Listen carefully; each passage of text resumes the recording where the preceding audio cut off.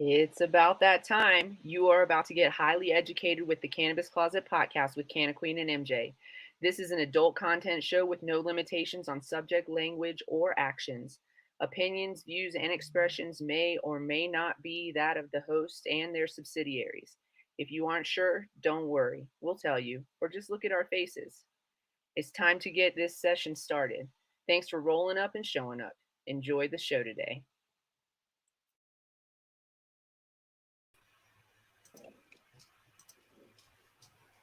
What's up?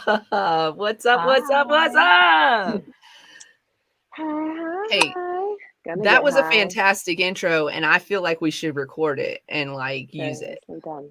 I want to do one too. I do like to record it. That was a pretty good one. That was good. Good job. I didn't trip or stumble on any of that. What's up? Welcome to the show. If you liked last week's show, you're going to love this week's show too, because it kind of piggybacks on what we were talking about last week a little bit. And federal overreach. So that's going to be a pretty exciting subject. Thank you so much. Thank you for that feedback, because we've been playing with this, and we're working on doing some background edits in the future. So thank you for that feedback. That was amazing. That was great. Last time I did that, I stumbled all the way through it. Yeah, but we determined it was because you had the echo in your ear. I had it in my ear. Yes. You had yourself in your ear, so you're like listening to yourself as you're talking to yourself. It was like that's a mirror situation. I think some people do work that way, but that's very difficult, and I couldn't do it. I kept tripping over my words. But this week I muted the second one. So, but if we record it, then I never have to say it again. Right, and that is the whole point, right? That is the whole point. That's my worst nightmare, like recording voicemails for work. And once I have a good one, I'm like, I'm never changing it. But if you're not connected, it'll like reconnect to the default sometimes. So I'm like, dang it, I have to reset. Oh, good. Last week's show was awesome. Open your eyes. We're gonna talk some more. We got a couple more headlines and direction as far as like some things that are happening, have happened. I'm still packing up my blunt for the show. I'm just gonna get a late start smoking that. No worries. Actually, I haven't even lit mine up either. I was just kind of rolling it around. So I have a pre-roll though. Nice. Is it from anybody in particular? It's from a medical store over in Summit County. Nice. Shout out. It is Altitude Organics. If we're doing a shout out, I got to get some podcast stuff over to them. They're fun. Yes, we do. They just opened up their medical this past summer.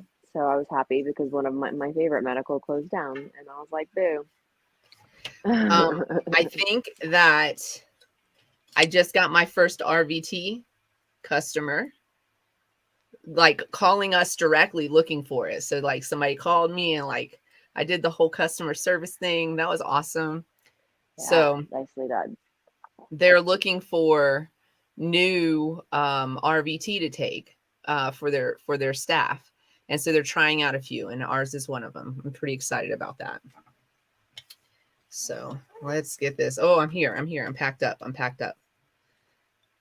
right. Everyone's joined us. We're going to get a few more people in here. Yeah, tell all your friends. Today we're talking about, it's a little piggyback off of the war on drugs that we talked about last week. This week we're going to talk about how the DOJ is overstepping. So the DOJ versus us, like not the US, but like literally us. Cannabis patients, cannabis caregivers, cannabis in general. What's up, Meowie Jane? Meowie Jane, look at the hat that MJ is sporting today. Shout out Eureka Vapor. If you guys don't have Eureka Vapor in your California or Colorado dispensaries, I don't even know what you're doing. Tell your bud tenders, tell the managers, let them know that that's what you're looking for in the store. Because literally the flavors, the terpene flavors on the disposables, on the pre-rolls are just, they're amazing. They're amazing. I had,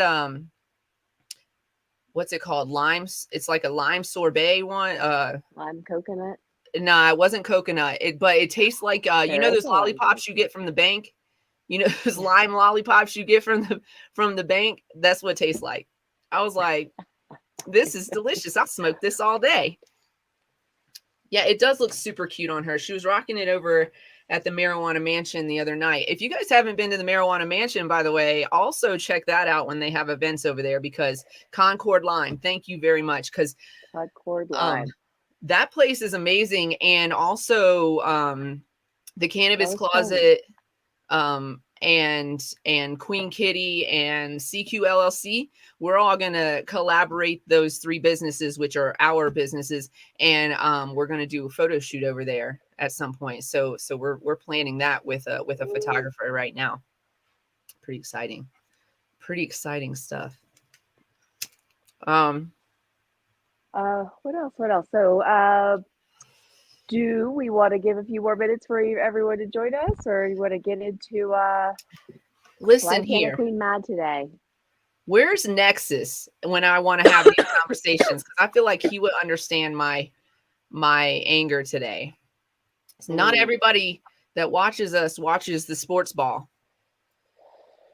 Oh yeah. Well, I told you the people I was with watched the sports ball, and so I was, I knew that your team was playing, and I got to watch it, and super disappointing game. Like, listen, the whole game was amazing. It was so close the whole game. It was like somebody was scoring and somebody else was scoring. It was like almost tied up the whole game. And then into the third quarter, we took the lead. So we were 3 points ahead. So we had a lead. At one point, actually, I think we were 10 points ahead and then they got a touchdown. But anyways. Yeah. So we had a lead for a majority of the game. I think maybe like before halftime. So second quarter, going into the third quarter, we had a lead. Going into the fourth quarter, we had the lead. And then I don't know what happened.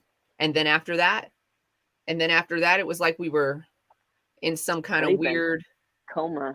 I don't know. Everybody just stopped playing. We missed slow motion jello. Like, yeah. It was something. It was fatigue. I don't know what happened. We were this close to going to the Super Bowl, and now we're not going to the Super Bowl. Crazy. The Rams and the Bengals are going to the Super Bowl.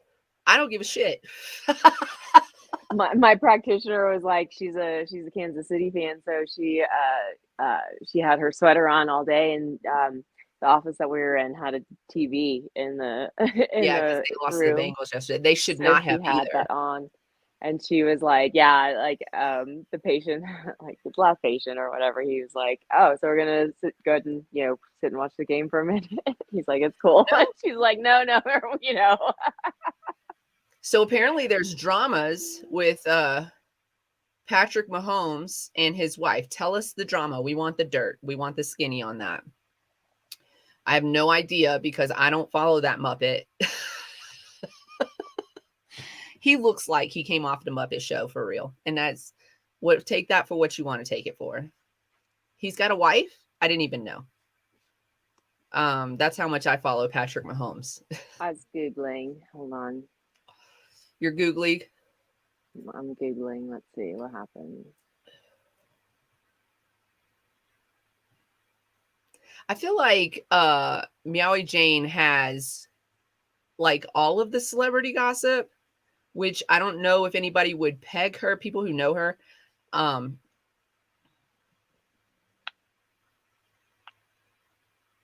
yeah, so that's champagne. Okay, I saw the champagne. I would lose my face too. Like, don't. First of all, don't fuck up my hair. I'm gonna start there. I know it doesn't seem like a thing that I would necessarily be super upset about, but I will be super upset if you fuck my hair up in public. Yep. On the flip side, there's another headline that says Chief fans want champagne encore. So the Chief fans loved it, maybe. Yeah. And the Bengals fans were like, fuck you. Yeah. Yeah. I mean, maybe if they knew it was going to happen, it would have been okay. Welcome, everybody that's coming in. This is the Cannabis Closet Podcast with Canna Queen and MJ. We just got started. We're waiting for everybody to come on into the room. So tell your friends, share, like, follow, and all that shit that you do to boost somebody's algorithm. We deserve it. Yeah, we're fun. We have a good time. We're engaging. Engage with us. Tell us what you want us to talk about if you don't like what start a conversation, and we'll see if we continue to talk. I got a TikTok video about it. I forgot to go live on TikTok today. They really enjoyed it. Oh no, fuck you. No, ma'am. What is going on? Oh, I just saw what she did. I didn't like it. That was a loud sound. Don't touch a woman's hair. That is true. Don't touch a woman in general without her permission. Without her consent. That's right. Because I actually like for my hair to be touched in certain situations. That's not what this podcast is about. Not this one, at least. Not this show. But maybe tune in for our Valentine's Day. Oh, by the way, if anybody would like to be a special guest host on Valentine's Day, hit me up and let me know, because I'm actually so here. Here's the plan, sorta. We just talked about this today, so I don't know if it's going to happen or not. But I figured, so at the time for the show, I'm going to be in Houston boarding a plane. And we're supposed to take off shortly thereafter. So what I was thinking is that I maybe pay for the internet and then try to come through on my phone on the plane on the show. Do you prefer the aisle or the window seat? I used to prefer the window seat. But now with COVIDs and everything, I just want to get the fuck out as soon as possible, and I don't want to be blocked in. So now I've been booking with the aisle seat. Because I just don't, because I feel like, listen, I don't live my life in complete fear. I follow instructions. I got my shots and all that shit, right? So I'm perfectly, healthy or whatever. Perfectly human. Okay, cool. but having said that, and I'm not living in like this fear of like, what if I catch it? Like, I feel like at this point, everybody is bound to get some level of it and some variation, right? And hopefully your level is mild and not cumbersome and not destructive to your body, your mind, or your soul. I really hope that. And I think this is my opinion based on what I have seen and what I have read and what I know. And I'm not a doctor or a scientist, but from what I have seen and what I have read and the places that I've read it, which is not just mainstream media, you're safer getting at least those main shots, like that main vaccine. Now, I've heard that the booster's fucking some people up, and I'm a little standoffish about that one. But I think the main vaccine, what I think is that maybe it's too early for the booster. Maybe your body's just not ready for that, right? So maybe next year we get a booster or something like that. I don't fucking know. But anyways, I don't know. I don't. My point of telling you all of this is that even with all of my non-fear being out there, I'm not running around like, oh shit. I also feel this touch of claustrophobia when I'm sitting against a wall in a tube and somebody's behind me, in front of me, and beside me. It's just, it's a lot. It's a lot. And so I've been choosing the aisle seat. Did somebody tune out because they didn't like my views and opinions on the vaccine? You do what you want. I'm not judging you if you didn't get the vaccine. I'm just telling you what I've read. I feel like you're in a metal tube with circulating air. It really doesn't matter where you're sitting. Yeah, but also you say that, but the airplane is actually probably one of the safer spaces that we could be in as far as an enclosed space, because they have those filters in their air system. So that air is all filtered and everything. How often do you think they change those filters? Listen, let's not talk about that. Because I have read a couple of stories about how you should not drink tea on the airplane or coffee. You should not drink tea or coffee on the airplane for reasons of water storage. For reasons of water storage. I think too, just the cleaning of coffee making implements is gross if you don't do it properly. Like, just get the can. They have cans of water. They have bubbles in them, but they're good and they're amazing. So you should get that. Did you know that some club soda has sodium in it? Yes. Do we know why that is? No. I make club soda every day. There's no sodium in this. There's no salt content at all in this. It's just water and bubbles. Do you want me to Google it? I mean, I guess we could look it up. So we were talking about why I was mad today. And I'm mad because the 49ers lost yesterday and could have gone to the Super Bowl, but just threw it away in their bullshit. And then this note says I'm mad about two things today. So the second thing I'm mad at is those rednecks who killed Ahmaud Arbery and their attorneys trying to get them into a federal prison after they committed a hate crime for absolutely no reason against this young man, but not the justice system, because the justice system said, fuck you, and rejected that shit. And they are going to spend their time in a state penitentiary, which is not as well funded. It got rejected. It did get rejected. Not as well funded, and not your little resort jail. Federal prison is like a resort for these guys. It's like white collar prison. We don't want them there. We want them in rough and tumble prison with people who daddy put away that might not be happy about it. That's where we want them, because they deserve that. And you should never forget to wish and hope beyond all other things. Wish and hope that everybody that you've ever met in your whole life get exactly what they deserve in this life. So. Sorry, I'm reading the taxonomy of fizzy water. I mean, that's not what it says, carbonated water. Yeah, tell me why it has sodium in it. It doesn't make sense to me. Okay.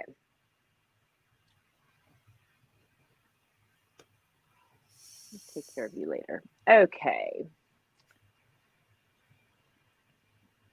Oh, carbonated water can occur naturally. What? Carbonated in water an environment with high CO2? Yeah, as is the case with water from certain mineral springs. Or it can be created artificially with carbon dioxide cartridges or tanks. Carbonated process gives the water a slightly acidic pH. So it does give a difference of they're trying to balance it. Seltzer, club soda, mineral water, Perrier, San Pellegrino, soda water, and tonic water. Wait, pause. Perrier and San Pellegrino are carbonated water. Not? Are we learning something new right now? We are, I guess. So Perrier is is the popular brand of sparkling mineral water. Bougie ass drink. Yeah, it is water from the spring in Vergese, France. And it is naturally carbonated. What? The Perrier plant collects the water and the carbonic gas from the spring separately. It filters the gas and then recombines the water and gas. This process results in a more consistent product. Perrier is acidic with a pH around 6, and it contains calcium, chloride, bicarbonate, fluoride, magnesium, nitrate, potassium, sodium, and sulfates.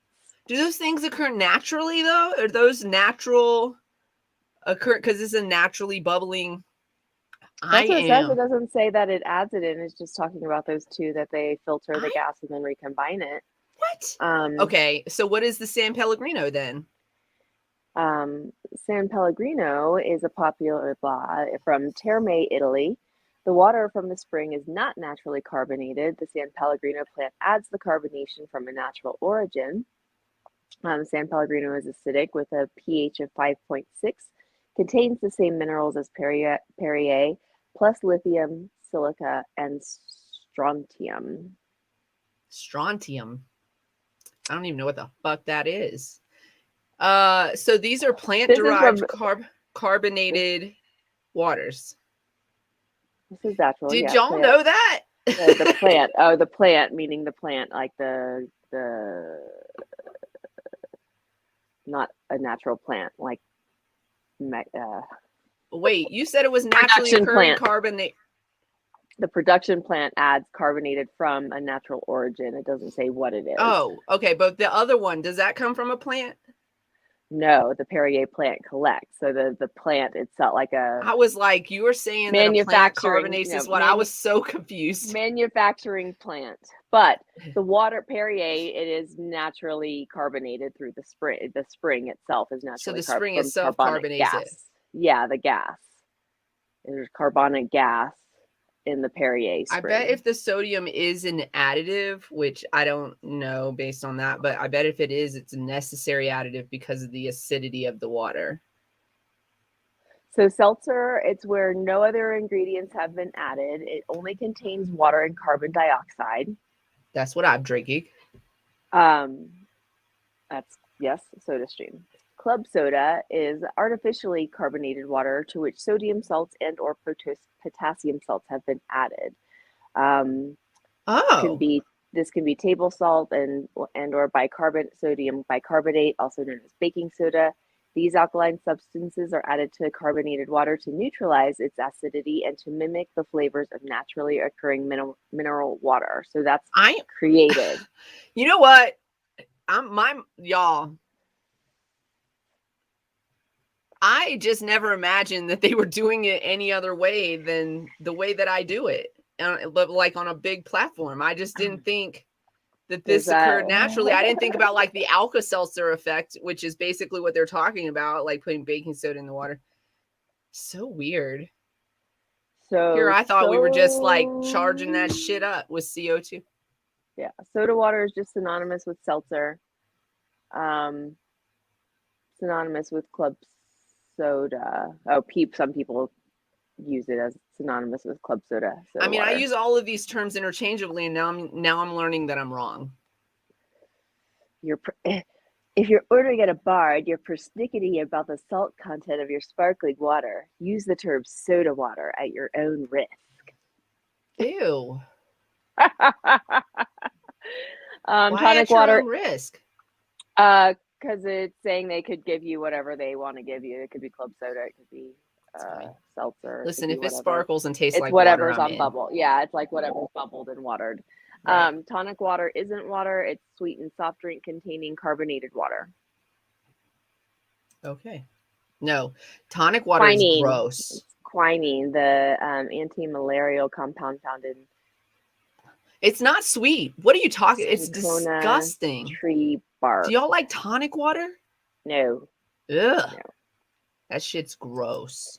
Tonic is best known as a mixer with gin. So that is tonic is best known as pour it down the sink.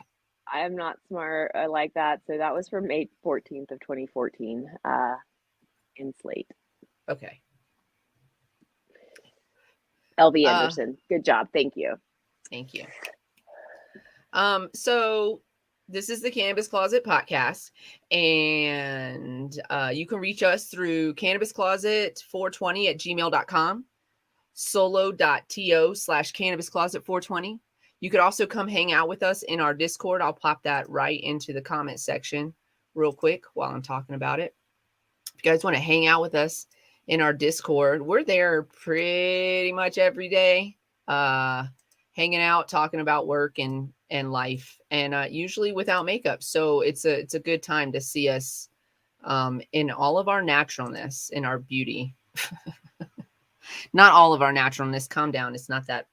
Anyways, it's not that kind of show. You do have a room for that. We do have a room for that, and we made that room for somebody that I don't think it's ever been utilized. So, yeah. Maybe if y'all want to come utilize the naked room, just come hang out there. Okay. Also, this show is brought to you by CQ LLC, Cannabis Consulting, and RVT provider. So CQLLC has recently been approved by the Marijuana Enforcement Division of Colorado to provide responsible vendor training for Colorado cannabis employees. If you are in delivery or in hospitality and cannabis, you have to take a course like this provided by somebody who's been approved by the MED. Why not take it through us? You can reach us through 970-426-5985 or customer service cqllc@gmail.com. You can check out our website, www.cq-llc.com. We are going to have a demo. Sorry, I lost the word for what I was looking for. We're going to have a demo up on our website soon. It's not up there yet, but if you would like a demo, just shoot me an email. I'll send you one over. So yeah, check us out. And if you are in just regular cannabis work, dispensary agent or cultivation or any kind of processing kitchen, it's not a requirement for people in those parts of the industry to take this course. However, it could be seen as a mitigating factor if in fact there are any types of violations, administrative violations, for example. They would use that as a mitigating factor, whether or not you've taken an RVT course and whether or not your staff has taken RVT. So keep that in mind. It's a good safety net, and it's worth taking. Education is key. Absolutely. So, yeah. With that, let's get into the main topic today. All righty. This is an interesting thing. It came across our attention. It is actually the article that we first came across was written by our friend V Castillo. She is the traveling vegan cannabis writer, and she has amazing articles in places like Leafly, Skunk Magazine, and other cannabis media. She is doing some really big projects with, I believe, I want to say it's Lil Wayne's brand and also possibly Drake Gates brand as well. So she may be doing stories on those brands. Look out for those in your cannabis publications. But that's where we found this story. And when you sent it to me, I read it and I was like, let's talk about this because it piggybacks off of what we were already talking about on Monday. Right. So, and that is so the Department of Justice and why they're going after state legal medical cannabis when there is an actual amendment that is supposed to prevent this from happening. So yeah, this just was a recent article just from a few days ago, and really kind of starts bringing up when this was introduced, 2001. So this is when the conversation was started. And yeah, but it wasn't passed until 2014. The first one. And right. And so, and then it does have to be reviewed every year. So I couldn't find very much more. That it did give some more examples of it throughout, but I couldn't find anything current in terms of 2021. But I feel like this is where she's catching us, everyone, up to where we are now, mm-hmm. and how it's being reflected in this particular case, and why it affects us as a whole when we're talking about caregiver rights, patient rights, medical cannabis, or cannabis is the industry as a whole. This can affect us. Yes, and so. Do we want to put this link into the comments if people we put it in the comment section, but I also want to share it on our Facebook so anybody can find it on our Facebook as well. Yeah, find it on our Facebook. Don't forget to check out our Instagram. I think we link all of the things, right? We're catching up like that. Yeah, we're catching up. and so but it was a really interesting article, and they really are actually pinpointing in on a particular caregiver who is being put through the ringer. Yeah, targeted, put through the ringer, called a kingpin. I can't even. So let's start at the beginning and kind of explain what Rohrabacher Farr does for us as a cannabis industry. I'm just going to read these little parts word for word, just so it's kind of clear. It prohibits the expenditure of any funds appropriated to the Department of Justice that would prevent states from implementing their own state laws that authorize use, distribution, possession, or cultivation of medical marijuana. That's very important.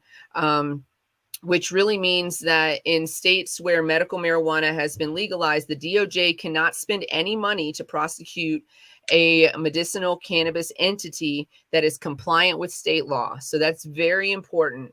This law prevents the DOJ from coming after state compliant businesses.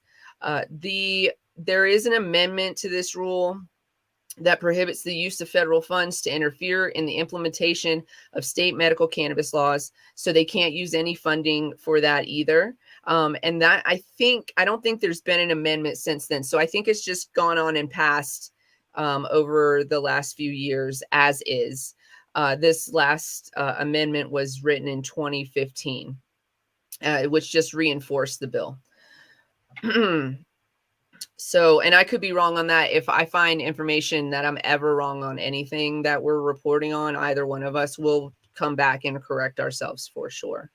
But and also just a kind of a little headline that does take us into 2021 and regarding the Department of Justice is that Biden is his attorney general is saying that marijuana use isn't in legal states isn't their priority. So why? Which is crazy. So what? Because okay.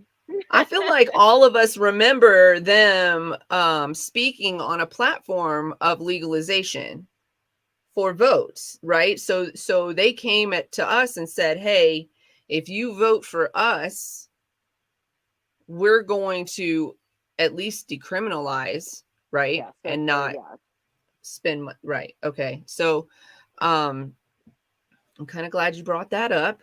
Because I was looking on the Instagrams today, and Steve D'Angelo posted on his page something about this very thing. I'm just gonna play it for you guys so you can hear it, because it's Kamala Harris, just so you guys know, and she is she's speaking, being interviewed, I'm sure. Let's see if I turn this up. We will decriminalize the use of marijuana and automatically expunge all marijuana use convictions and end incarceration for drug use alone. So this is no time, from I think our collective perspective, this is no time for half-stepping. So funny that you say that. This is no time for incrementalism. We need to deal with the system, and there needs to be significant change in the design of the system under a Biden-Harris administration. So this was their platform. This is before they got elected into office. This was their platform. She came out and said that not only do we need to decriminalize and expunge records, but we need to do it with haste. There's no half step in here, she said. Right. No half step in here. No, yeah. No, so what are we half stepping about? Like what's the problem? And why is your Department of Justice going after legal business owners in states where it's legal, where it's medically legal at least? Yeah.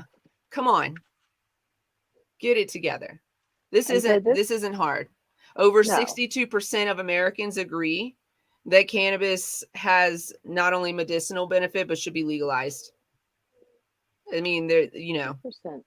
And if more people were educated about, when they're like, I don't use cannabis, I just use CBD. It's like, okay. But yeah, that's cannabis, y'all. Let's talk about that. And so, and then it even more opens up the eyes, and then we learn about synergy and entourage effect and all the other, terpenes are what? And it's a crazy rabbit hole that you fall into once you learn the first thing. It really is. But really, We have to start holding our elected officials accountable to what they're saying to us. We are not going to let you lie to us anymore. They're definitely not getting a second term. Joe Biden's not getting a second term. I think we can all agree to that.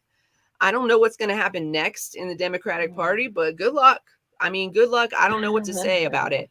Good luck, Chuck. They're not far enough to the left. I'll tell you that. They're sitting right next to they're sitting right next to each other. Like, just, they're conservative adjacent. We're going to tell them this, but we're going to do what you want to do. Like, here's my question. How do you have power and don't have power?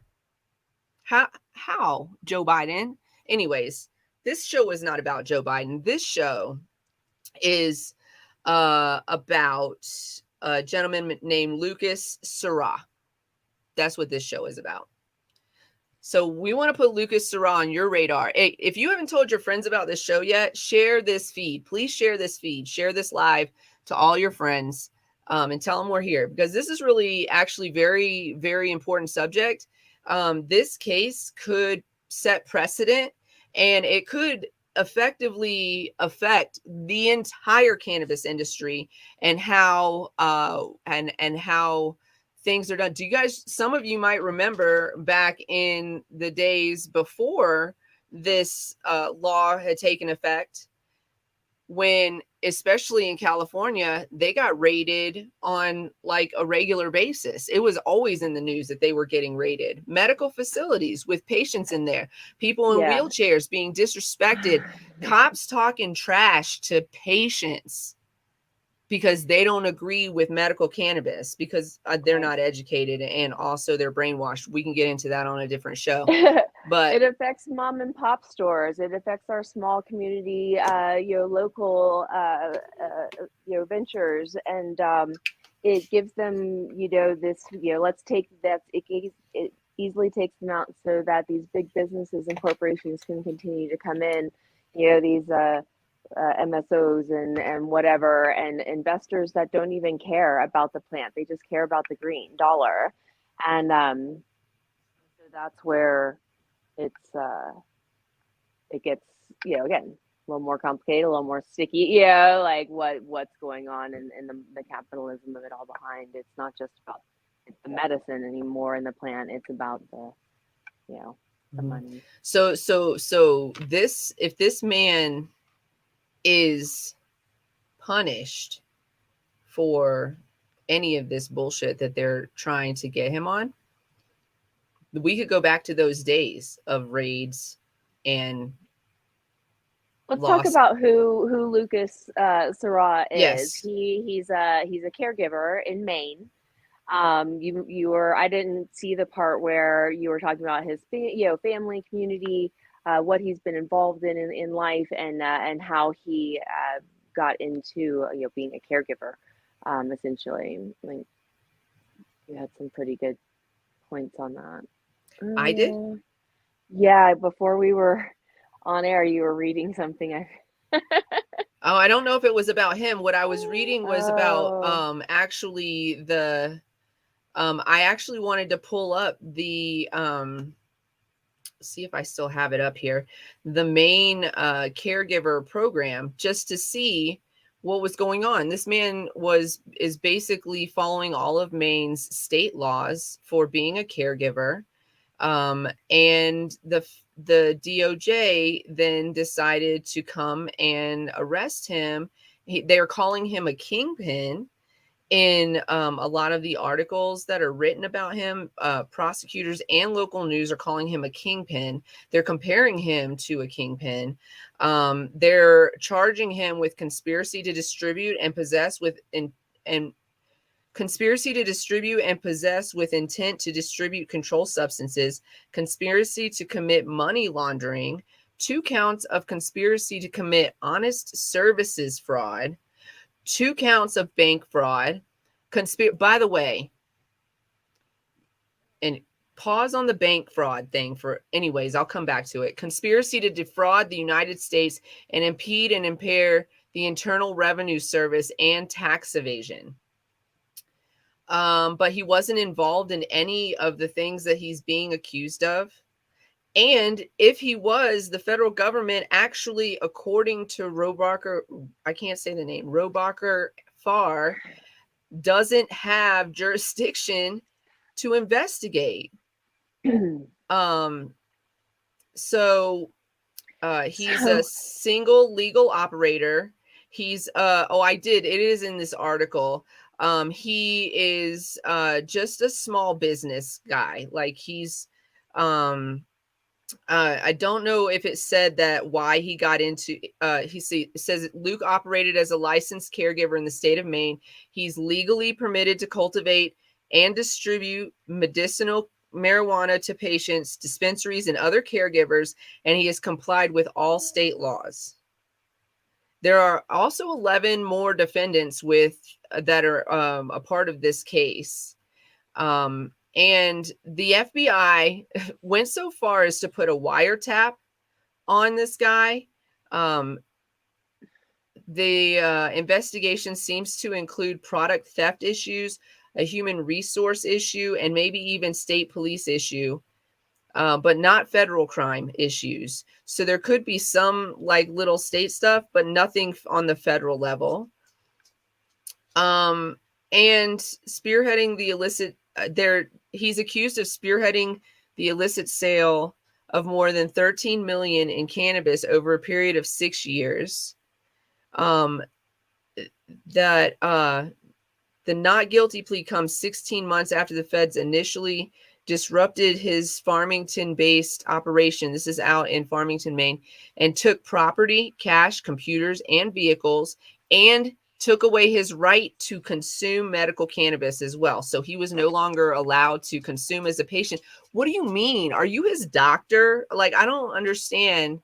If he's using it for medicine, which for all intents and purposes, it looks like he was, and he was also growing for other patients. What are you talking about right now that he can't use medical cannabis for his illness? This is like literally, okay. I just don't understand. It's going to affect all of us if he gets convicted. If you're paying attention, this is where they get at you. They're going to say, well, he's doing something wrong and we can easily take it. And then they close down everything capability that he's able to offer to us as a community. Right. So this is what his attorneys say. There's no legal definition of kingpin, but really the issue here is federal government is attempting to interpret state law, and that's why the state set these programs. It should be up to the state to manage the program. I'm a little bit reading it word for word, and I'm a little bit like paraphrasing. And tell people what the laws and regulations actually mean and enforce them. Like we have in Colorado, the Marijuana Enforcement Division, specifically for this reason. Not the other way around with DOJ telling the state what their laws mean. Like the DOJ should not come in here and interpret what the state laws mean. They didn't write them, the state wrote them. So the state should be interpreting them.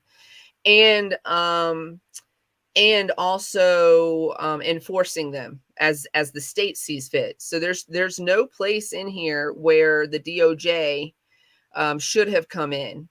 Under Rohrabacher, before the DOJ can even begin prosecuting a state-sanctioned medical cannabis business, they have to show that the business is out of compliance with state law. And in this case, we believe that the evidence we have seen points in the opposite direction, with more evidence being exculpatory and demonstrating that Luke was indeed compliant. The entire notion that Luke was involved in a major conspiracy is flat out wrong. And if that's true, then the prosecution should be enjoined from spending any further funds on the case against Luke, and it should come to an end. We are currently working on a motion for that. So that's where they are right now. He was a licensed business operator with legal cannabis business. So if you ask Maine, he's a legal caregiver, but if you ask the federal government, he's a drug pen. This is coming from his attorneys. The 68% is also in this article that I mentioned before. 68% of Americans are in favor of legal cannabis. And there are also, which we talk about on this show all the time, there's competing legislation in the in the federal government, in the House, in the Senate, that are trying to legalize cannabis. Can we see? Can you look up and see if you know in the status of him right now, if he's in jail or if he's out on bail or anything like that? Who's this? I'm sorry. Luke Surratt. Can you yeah. kind of do a little Google search on him and see if you can find something? So Rohrabacher also comes into effect because DOJ is not supposed to be spending any funds to prosecute medical cannabis patients. So there's probably more than one case where this is happening too. This is just an example case, and we're going to work on bringing you more information about other cases if and when we find them. So if you guys hear of any of those too, you feel free to send them to us. We'd be happy to read about them. So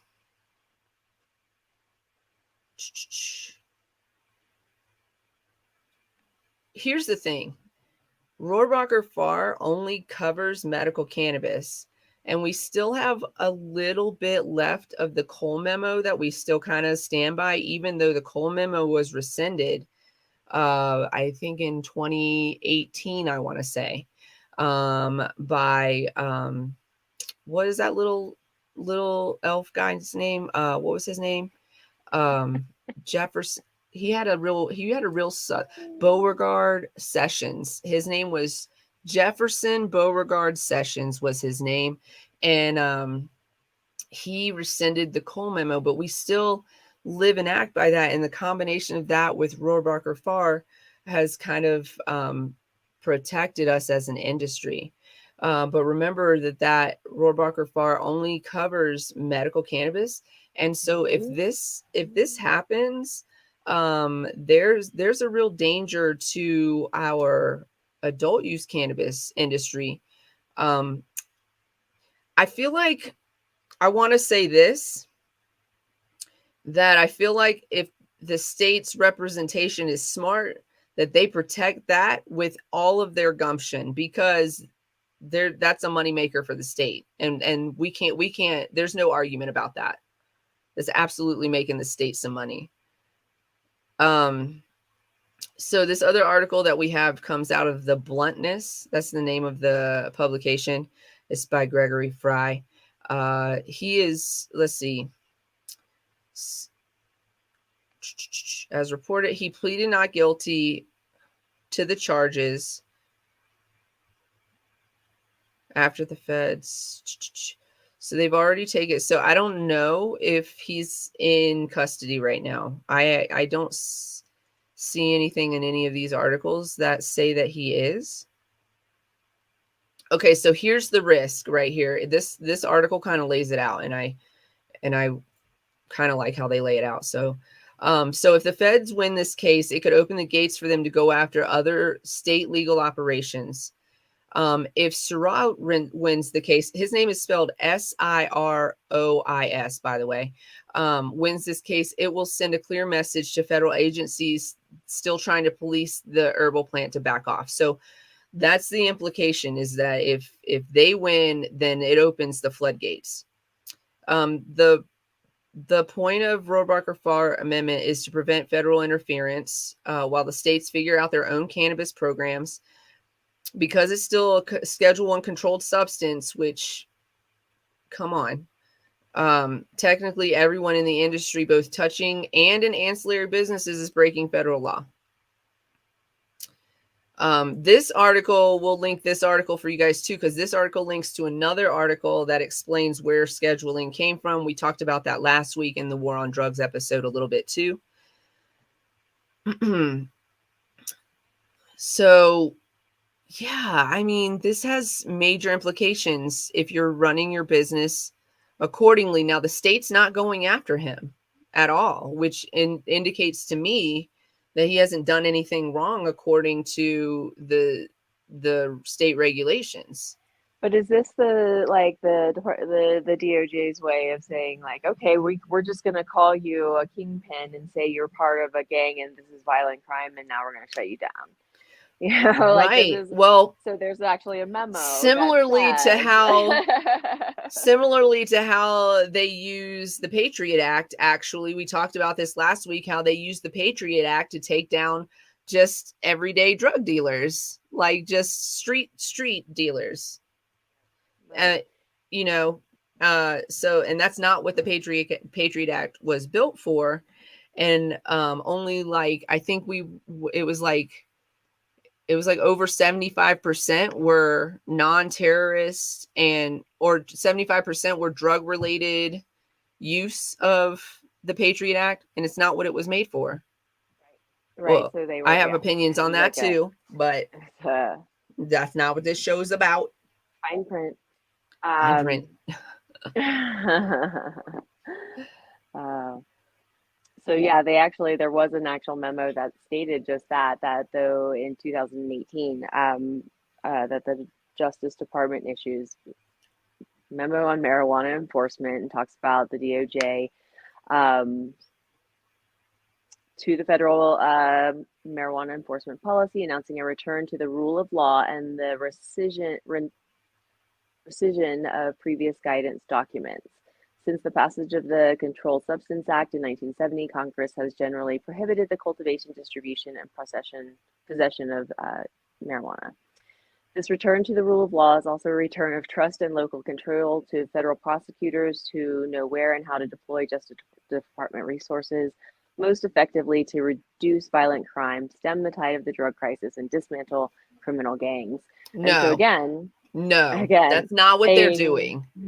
Saying, "Oh, you're a kingpin. You're a now we have it's not what they're doing. What they're doing is continuing to build on the construction of this poorly structured society that they're building, where poor people stay poor, Black men stay in jail and separated from their families. And the underground market continues to thrive while they're lip servicing us, telling us, oh, we want to destroy the underground market. If you wanted to destroy the underground market, you would have created a cannabis industry. This is all states, by the way. You would have created a cannabis industry that is accessible to anybody who wants to participate in it. And that includes on a business level, and that includes on a patient level, and that includes on an adult use level. It is expensive as fuck to walk into a dispensary and get your meds on the medical side. It's expensive as fuck. If you wanted to do away with the underground industry, you would also require, since you have a medical program, that insurance cover this medical plant, this medicinal plant that you've regulated in your state, that you would require that, right? But you don't want to get rid of the underground industry, because the underground industry creates prisoners for your prison, which is making you money. That's what you want to do. You want to make money on both ends. So you overcharge the people who can actually afford to walk into a dispensary and spend money on this regulated product and pay to fix the roads and build up the schools and where are the reparations for the neighborhoods and for the communities that you destroyed. You've got enough money to do all of this. Where is all of this money going? It's certainly not going into infrastructure. I've driven to Denver and back recently. It's not going into infrastructure. I said it. I don't care. Say what you want to say to me. I mean, where's it going? Where's the money going? If not to the infrastructure, if not to the schools, and if not to reparations to the communities who were most affected by the war on drugs that you created, that you brought those drugs in. You created the underground market and you continue to let it thrive while telling us that you want to create this regulated program to give us a safe product and do away with the underground market. Well, then let these guys get into the industry, expunge these records for these small, low-level, non-violent drug offenses, all of them. I don't give a shit what drug it was. Drug addiction is not a crime, first of all. Right. I mean, we've talked about this. And why? Not a crime. Yeah, not a cry. You know what it is? It's a cry for help. It's a fucking cry for help. That's what it is. Why aren't we listening to that? Like literally.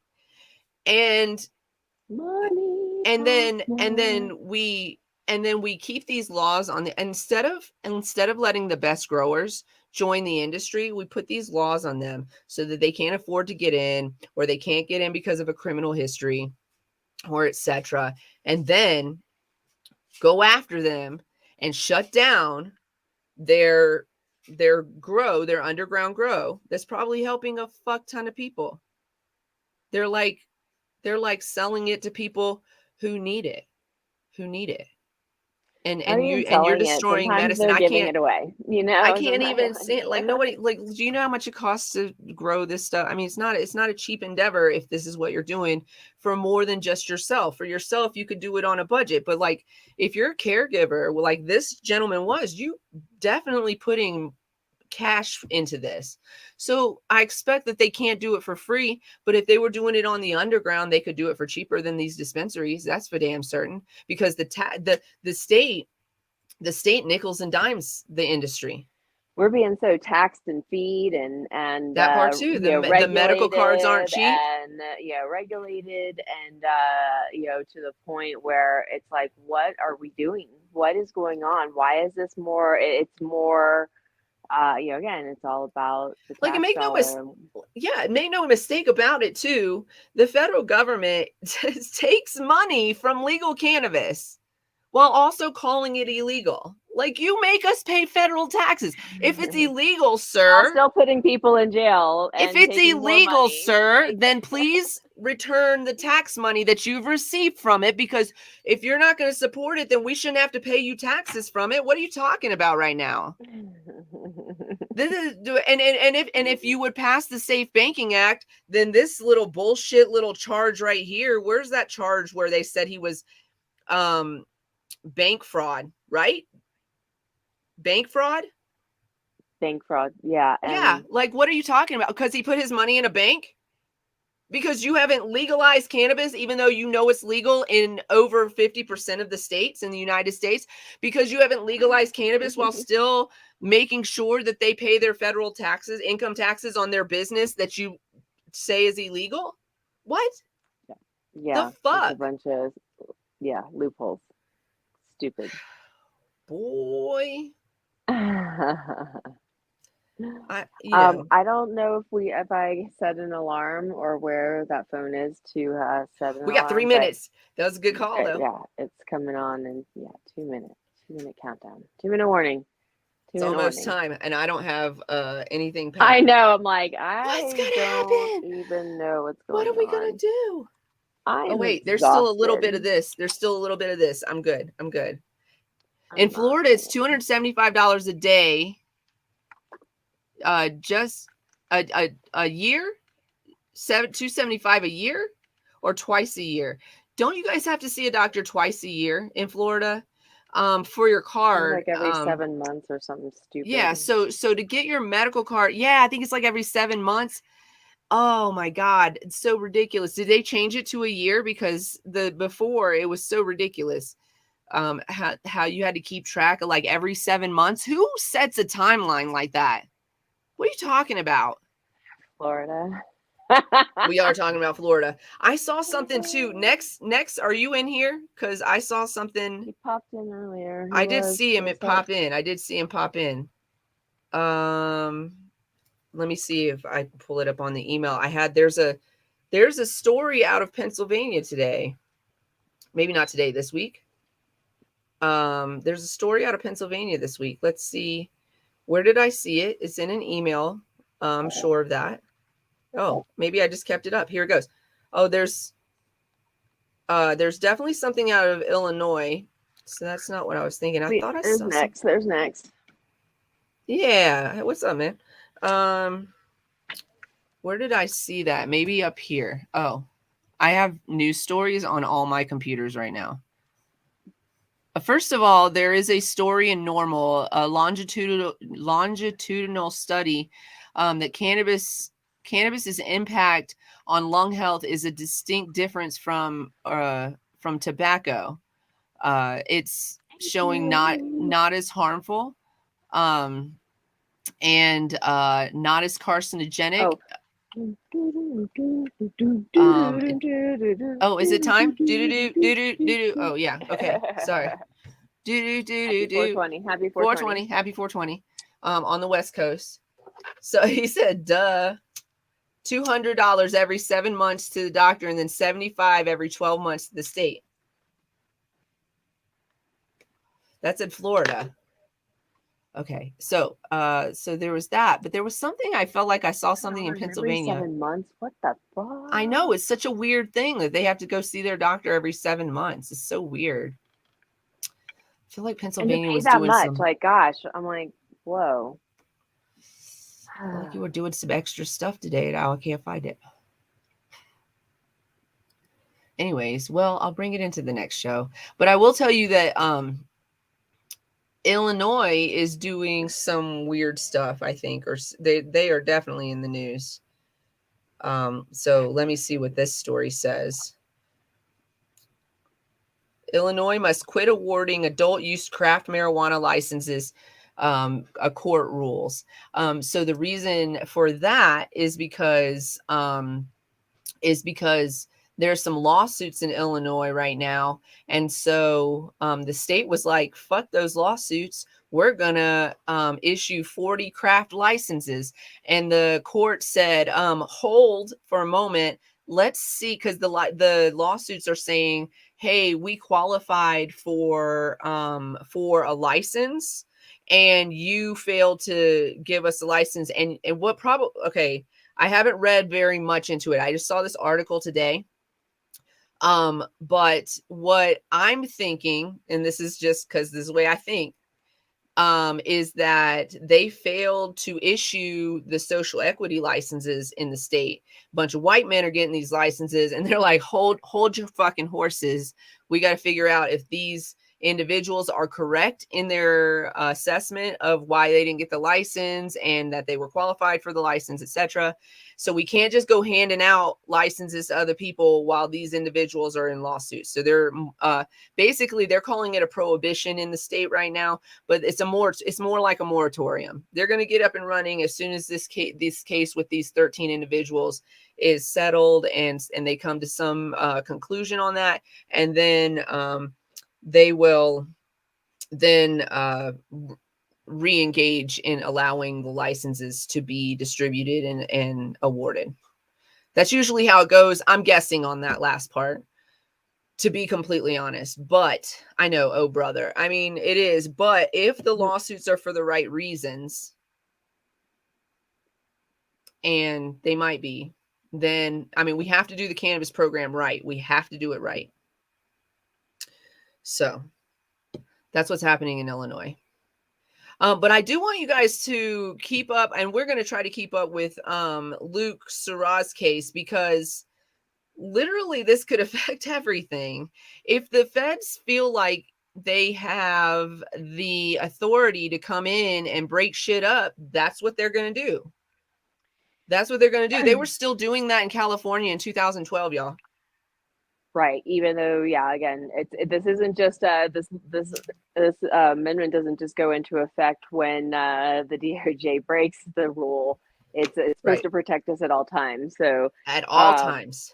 There's apparently, I guess, another Rohrabacher Farr case where they cited McIntosh. Yeah. Yes. Did we talk about that? We did not talk about that. But I'm gonna let you do that in a second. But I wanted, because you had asked me about this earlier. This is what I was reading to you earlier. Now I found it. Luke Sirah did not come from money. He is not a Wall Street guy. He's not the Ivy League school Brooks Brothers suit CEO. He's a guy that found his chance with a plant that he understood. And when it became legal, he seized his opportunity to pull himself up, and he brought himself up, and he brought his family up. And that's what the federal government wants to attack. They're going after blue collar working people, and they're going after the little guy. And people that finally have their chance and they make it, that's who they're attacking. So that's just a quote from one of the stories, the story in the bluntness. But yeah, he's just a small business guy who built his business from the ground up. He built it in a caregiver capacity, which says a lot to me. And you know, he's not a part of an MSO, but I feel like if he was, they wouldn't be bothering him. Because MSO's got money. Yeah. So. That's yeah, exactly. So it's always that where, again, that separation of finance capability, you know, color, location. Yes. Everything. So let's you want to touch on Macintosh? Yeah, it's a lot. I mean, it goes all into, I was trying to read a little bit and so I'm going to brief give you all synopsis. the Yeah. Yeah.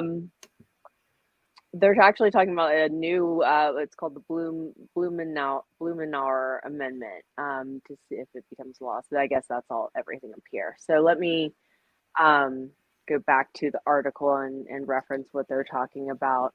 So they're actually saying this Macintosh case that cited the Rohrabacher-Farr amendment dealt a blow to the DOJ interpretation of the law. It held that compliant medicinal cannabis businesses were protected under Rohrabacher and therefore shouldn't be prosecuted once their compliance was established.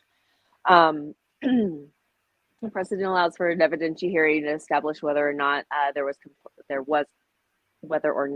compliance. So yeah, they can be like, show us you were compliant, which is crazy. Like, show me I wasn't. Fuck off. Like that burden of proof should be on them.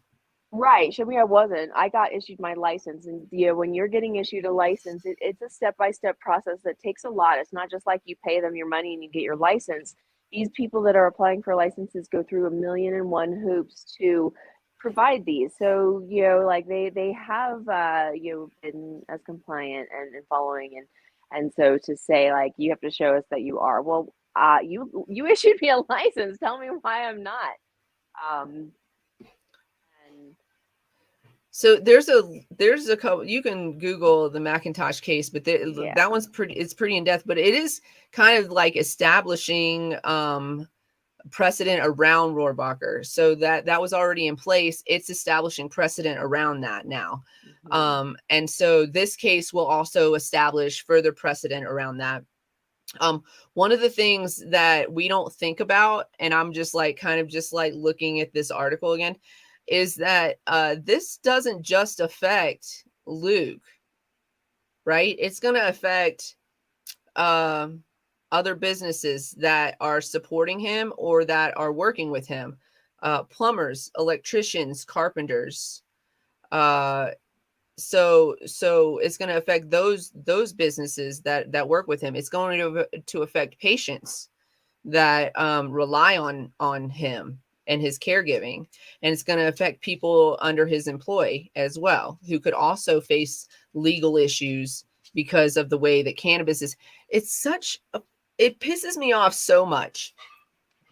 I used to have this theory that the reason that we as children think something is bad is because then we're told that, right? And then if we experience it and realize that it's not bad, then I felt like that was kind of like the gateway, right? Like, you lied to me about marijuana.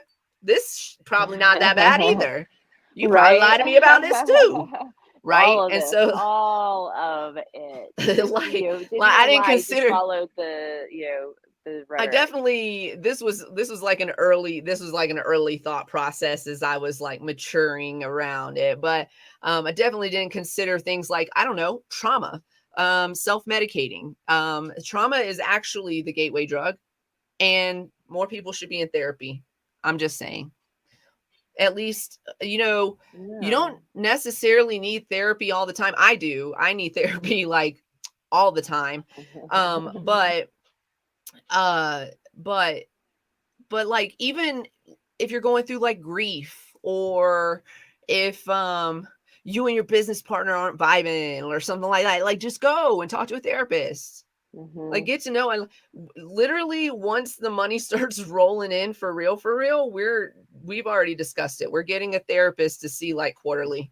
Like, just sit down. Therapist, and it's going to be a write-off. Write it off. Yeah, for sure. It's going to be a write-off expense. No, like seriously, you guys. But to go after hardworking blue collar individuals who are building their business from the ground up, like they said, he's not an Ivy League guy.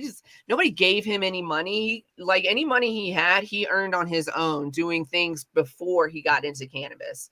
And they're taking those things away from him. They're taking away his ability to help his community. They're taking away his ability to use medical cannabis. They're, you know, it's just, I don't want to live here anymore.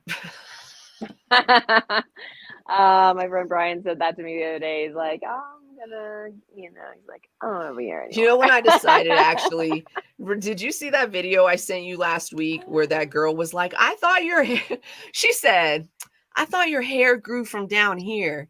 It grows out of your, and then she said, is that for real? Listen, the thing she said next, I was like, I can't live on this planet any longer. Like, I can't. She said, does it just like stay in your head? Like you have bundles of hair in your head that just like a doll, like you like could just, yes, yes, son. Yes. Yes. I was like, I can't live on this planet any longer. This is crazy. No. Oh man. No, you don't have bundles of hair in your head. I have bundles of hair on my head. Like, how does she think? Also, she's like of post-pubescent age. So like, does she? That might like fry her brain if someone were to pose that question to her, I bet. Like, where do you think the hair on your legs comes from? Like, if you shave, do they not teach this in school anymore? I mean, she might be one to listen. This could be the problem, and it's not a problem, but it could be the reason she doesn't realize. Maybe she's one of those that doesn't shave her legs or her underarms or whatever. So then she probably also then still thinks that it grows from the end. And now I can't. But like, you know what's crazy? I want to rub my eyes really bad. I can't. You know, like, she's old enough to know better is the thing. Oh, yeah. It's the thing. There are people there are people in this country that think that chocolate milk comes from brown cows. You think I'm lying to you? I'm not lying to you. That's real life. There are people in this country, these United States, that think that brown milk comes from brown cows. And I'm curious to know where they think strawberry flavored milk comes from. Or like, it's real. It's real life. So sometimes I'm curious, I'm like, maybe this isn't the place for me. We need an island that's big enough and conducive to working on I'm about to fall out of my chair laughing. Thank you. Yeah, listen. It's my favorite compliment. The only thing like you could tell me I'm beautiful. Thank you. I know. But like literally, if you tell me I'm funny, I made you laugh. Oh, my heart. I love it so much. It's my favorite. It's my favorite. And I want to make your friends laugh too. So go make sure you tell them about us. And have them tune in. I just posted our War on Drugs episode today. Hey, that's good. And busy. Good job. Oh gosh, I'm tired. Oh, we should tell. Oh, yeah. I spent 2 hours on the phone with Spectrum today, and I don't know if she is ever going to tune in, but if she does, I want to give a shout out to Jordan, who she walked me through everything. We got everything done. some might say that a 2-hour service call with Spectrum would be a nightmare. And I would probably agree with you if you said that to me. I'd be like, that sounds like a fucking nightmare. But Jordan was an actual fucking dream. She was amazing. So I call Spectrum because I have to update my my card on file because it's expired and I got a new one. So I call Spectrum and I'm updating my card. But honestly, so there's some men in this world, there are a lot of them, who definitely don't they're intimidated by my vibe. I'm just gonna say it. And it's not my fault. No, it's not. So I'm a fast talker and I'm pretty assertive. I don't know, you probably could tell. Yeah. So I'm on the phone with him and I'm just like, yo, what is this charge on here? We don't have, like, why are we being charged for a service that we don't have?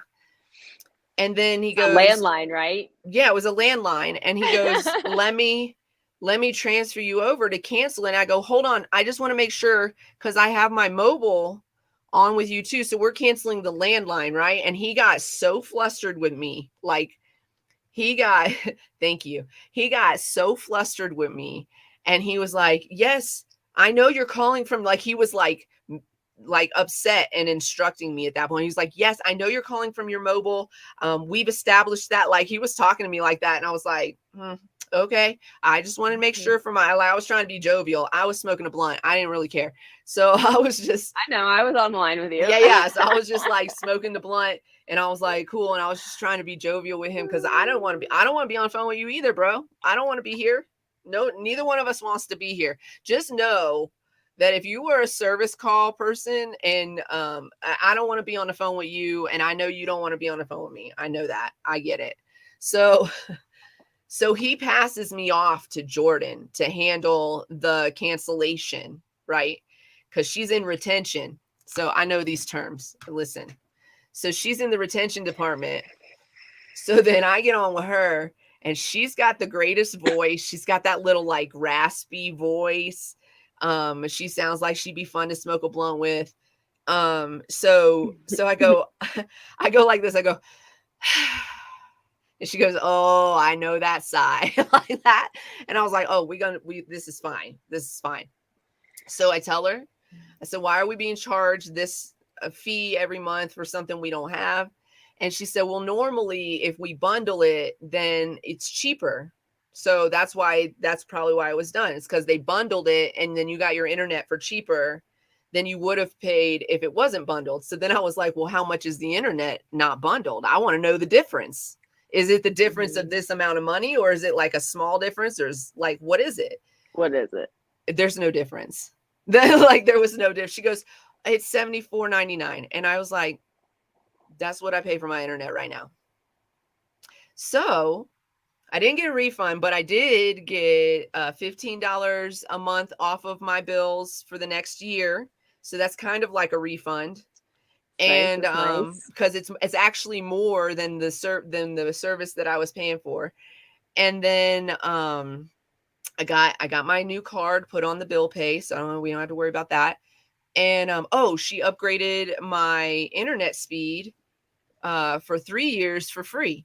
So I was like, okay, that's dope. And our bill, even with the new modem, so we're getting a new modem next month, or no, in this week we're getting a new modem this week because the new internet cannot survive on the old modem. So thrive. So they're sending that to us. Even with the cost of that, our bill this month is still cheaper than it was with that extra thing on there. So I got our bill down like $30, I think, somewhere like maybe not quite $30, but almost $30. I got our bill down. And then I was like, oh, well, we have mobile through you too. Can I check to see what it would look like to upgrade my phone? And she was about to pass me on because it wasn't her department. And then her boss was like, no, you can handle it. So I got to stay on the phone with this girl for another. Nice. It was fantastic. Cool. But we upgraded my phone. It took a minute because there was some technical shit. But we upgraded my phone too. So I'm getting my phone upgrade also in the near future. I'm so fucking ecstatic. So shout out to Jordan over at Spectrum. If anybody knows anybody over at Spectrum, make them listen to this at least the end of this episode. Because Jordan deserves a raise and she is fantastic. And her whole team, the whole team actually got in with her because she was real honest about things she didn't know. And so then her supervisors would come. So there's her supervisor, and then her supervisor's supervisor was all working on my case to save me money. By the way, to save me money and get me a new phone. Sweet. That sounds like a pretty rocking 2-hour phone call. I mean, it was if you got to do it. I left it happy. I was high as fuck the whole time too. Nice. It was fantastic. So anything interesting happened to you recently? No, I mean, I had clinic. It was busy, which was good, but also like stressful. You got a little present, right? You got a little. Oh yeah, it was really cool. It was really cool. That's why I brought it up. Where is it? Oh, what did I do with it? What bag did I put it in? Oh no, that's a dilemma. Mm-hmm. Make sure you guys are following us you'll have to find it for next time. Is that what you were gonna say? Yeah, because it's not in my bag right here, which is where I thought it was. And I don't feel like getting up to go find it. Amen to that. It's probably out in my car. I did not unpack my car. Well, describe it for us. So, it is from a steamboat genetic seed person, and he had given gifts of this little packet for Christmas, and he had an extra one, and he gave it to me, and it's called Outlaw Seeds, and it was this cute little red box with a great little just sticker with his brand, and you opened it up and there was 6 packs of fantastic seeds, probably 6 seeds in each one. Dang. And there were 3 feminized strains, cultivars, and 3 other just regular. 3 regulars. Those are my favorite. And so I gave 3 to my practitioner who has a grower, a caregiver. So we're gonna see if we can get those going. And nice. And then I have the ones that I took, but I cannot grow at this time. And so because she was like, "What are you gonna do with them?" I was like, "I don't know." She's like, and I was like, "You can have some." And so she, so I was like, I should have put the caveat of make sure I get some. She will though, of course. Yeah. Love her. So there is one little additional article that I was linked to the Rohrabacher Farr, and this was from 2019, that there was a bipartisan vote in regard to adult use cannabis and the protections that this amendment would offer. It was introduced by Earl Blumenauer of Oregon, and as House Amendment 398 to HR 3055. This bill provides appropriations for Departments of Commerce and Justice, Science and related agencies for the fiscal year ending September 30th, 2020. So this is, this is the closest thing that, I guess building on that 2021, because they have to. Is it like a building block, but it still offers the protections of Rohrabacher Farr? What I want to see is that they add the adult use industry in there, just like cannabis overall. Well, that's what this is. That's what the Blumenauer is. Okay, so that's what I was.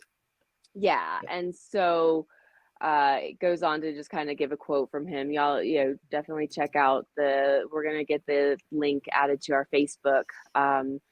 That has all the links to this. So certainly check that out. But it was a bipartisan support measure passed with 41 Republicans actually supporting it. That's crazy.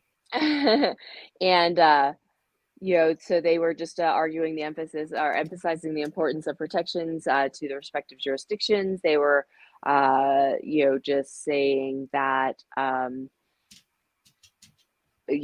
they cited the Rohrabacher Farr Amendment, only protecting the medical side. Yeah, like it's clearly not going far enough to yeah, protect the entire industry. right. And or even to protect the medical industry. I mean, look what they're doing to this guy. They're doing, yeah, exactly. So this is why everyone needs to pay attention. This is your day here, your once a show reminder to get involved in your communities, Please pay attention do. to what's going on. Check out your local normal, NORML dot, is it .com or org? .org. .org, and find out what's going on in your local legislature, and be a part of the conversation when and where you can. Write letters, make phone calls.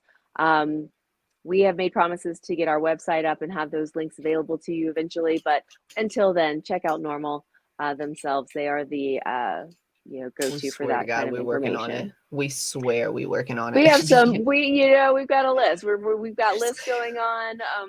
We're so close to checking the first big three things off the top of the list, and getting some product out to you guys. Yeah.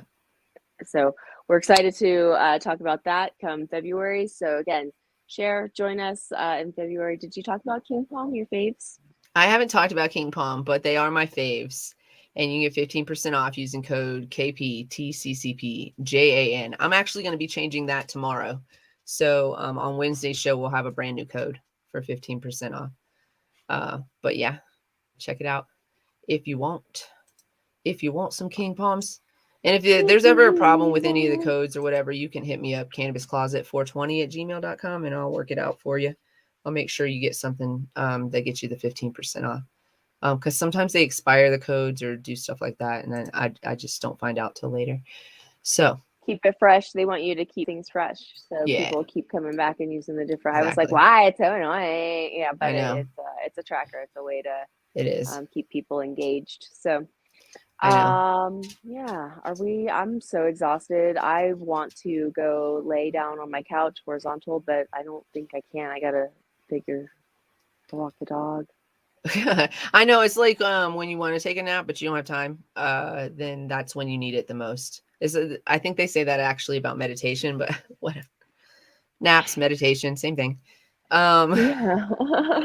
They can be. Listen, my therapist, if he taught me nothing else, which he's taught me a lot actually, but is that meditation does not have to be seated with, it doesn't have to be that. You could be taking your dog for a walk and like literally like just having a thought. You could do like one of those walking paths that you just walk around and kind of meditate that way.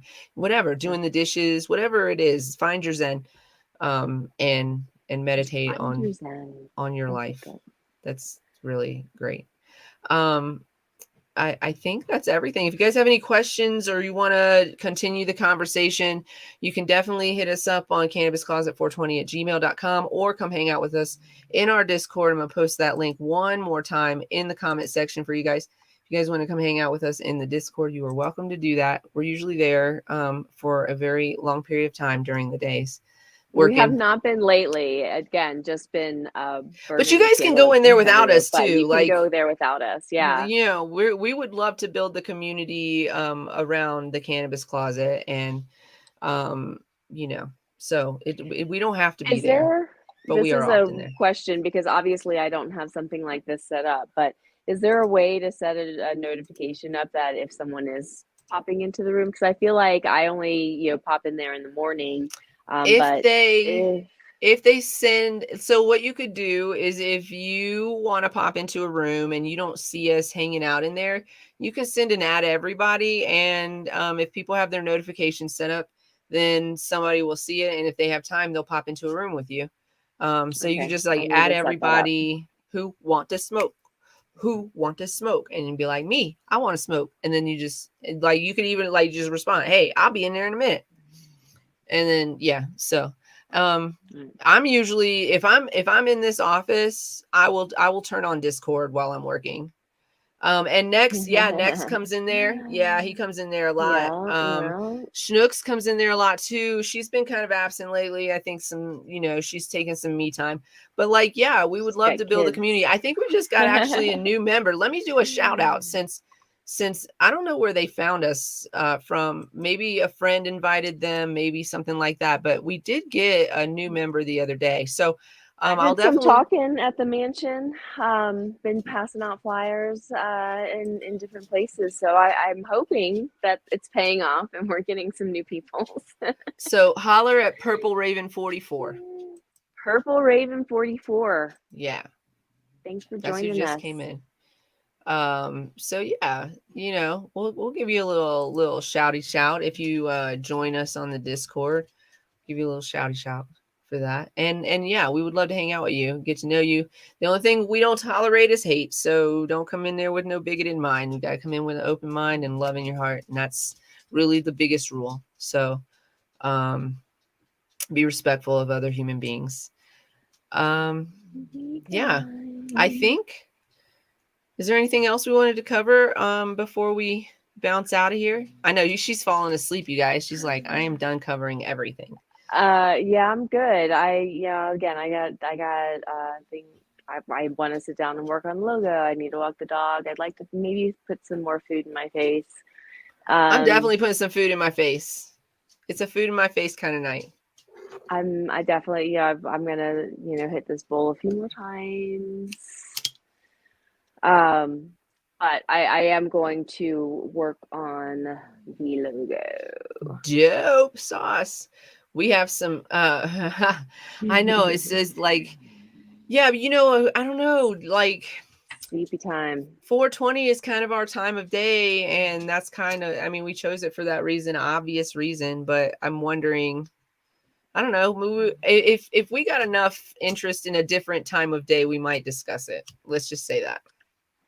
I mean, I don't mind the 420 time frame. Like our start, Yeah. But I think for really, while my schedule is this every weekend thing, I come off of a clinic weekend straight into, like planning and going into a show, exactly. So it's plus also trying to have to like do follow up from clinic. So it's like, oh, and yeah. I feel that. Well, everybody, you know what I say. Make sure that you put your mask on before assisting others. Be nice to yourself. Take care of yourself. Love yourself. Yes. Cultivate that love. You deserve it. Oh, and yes. Stay lifted. Stay lifted. Ooh, so lifted. High in the sky. Woo, woo. Love and life. We will see you on Wednesday. We'll see you on Wednesday for Work Wednesday. Ooh, maybe we will have progress and finished artwork. I promise. Oh, listen, she's making promises on the air right now. You heard it here first. All right. Tune in to see if it happens. We'll see you on Wednesday, 4:20 Mountain Standard Time. Tell your friends, share. And we're going to share those articles on Facebook. So look for them there. We love you guys. Thanks for supporting us. And we will see you soon. Peace out. Peace.